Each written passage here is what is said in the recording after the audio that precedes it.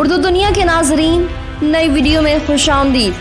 नाजरीन, कहा जा रहा है कि अब की बार तालिबान पहले जैसे नहीं बल्कि बदल गए हैं।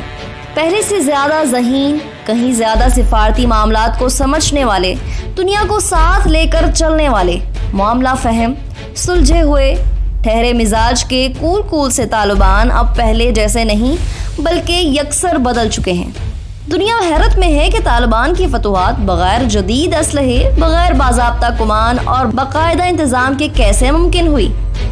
अशरफ गनी की हुकूमत के 3 लाख फौजी असलहे, जदीद कोबरा जहाज, रात को देखने की सलाहियत रखने वाले हेलीकॉप्टर्स कहाँ गए। हैरत तो ये भी है कि अशरफ गनी को काबुल के ना गिरने का इतना यकीन क्यों था कि वो चंद घंटे कबल तक मामूल के काम करते रहे या वो खुद को धोखा देते रहे। काबुल की सरजमीन ना छोड़ने के दावे करने वाले अशरफ गनी किसी अशीराबाद पर रफू चक्कर हुए या मुस्तकबिल के किसी नए मंसूबे का हिस्सा बनने के लिए मफरूर कर दिए गए। 15 अगस्त को काबुल में जो भी हुआ उसने गुज़िश्ता 20 दिनों में अमेरिका और उसके इत्तेहादियों की 20 साल की पॉलिसियों को एक्सपोज कर दिया है। सवाल यह है कि अगर सुपर पावर ने यूं ही तालिबान का सहूलतकार बनना था तो 20 बरस दहशतगर्दी के खिलाफ जंग में क्यों झोंके, रात के अंधेरे में काबुल की रोशनियों को तेरगी के सौदागरों के हवाले ही करना था तो चिराग को उम्मीद क्यों दिलाई। तालिबान की फतह ने अमेरिका की नाकाम पॉलिसियों पर कई सवालात उठा दिए हैं।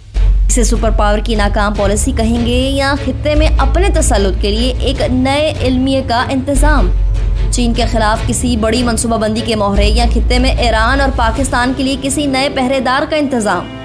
अमेरिका को शिकस्त हुई है या अमेरिका ने शिकस्त खाई है। हकीकत क्या है कि मुस्तकबिल की किसी खुफिया दस्तावेजात का हिस्सा बनेगा या हॉलीवुड के किसी नए फिल्म का नया स्क्रिप्ट।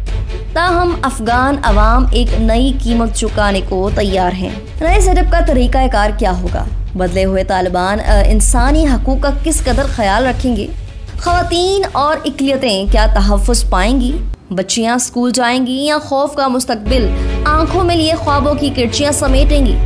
अब की बार तालिबान किस तरह हज़ारा बरादरी को एतमाद देंगे। मज़ार शरीफ के कत्लेआम के खौफ से कैसे निकालेंगे। इन तमाम सवालात के जवाबात तो आने वाला वक्त ही देगा।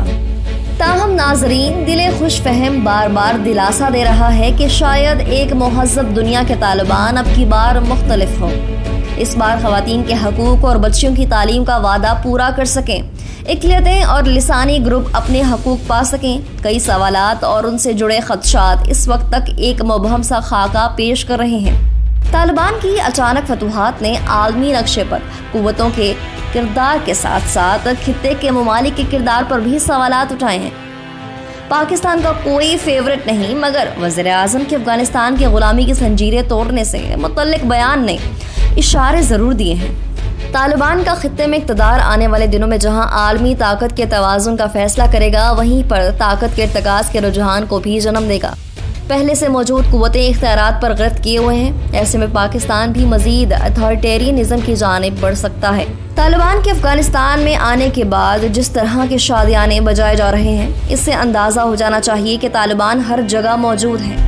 काबुल में फतह के झंडे गाड़ते, जबकि कमज़ोर रियासतों में कमज़ोर तबकात पर हुक्मरान बहरहाल तालिबान आ गए हैं और तालिबान छा गए हैं। सब बदले हुए तालिबान के गुण जरूर गाएं, मगर याद रखें कि अफगानिस्तान में शुरू होने वाला इक़्तिदार एक नई आजमाइश लाएगा।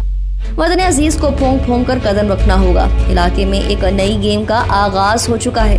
तालिबान के स्टैक पर कुछ नहीं, मगर वो स्टैक होल्डर जो ज़ाती मफादात को सामने रखे हुए हैं, इन्हें हालात की नब्ज़ पर हाथ रखना होगा, वरना तालिबान आए कहीं और हैं और छा कहीं और जाएंगे। नए आने वाले नाज़रीन से एक बार फिर गुजारिश है, हमारे चैनल को सब्सक्राइब करें और घंटी के बटन को क्लिक जरूर करें। वीडियो पसंद आने पर फेसबुक और व्हाट्सएप ग्रुप्स में भी शेयर कर दें।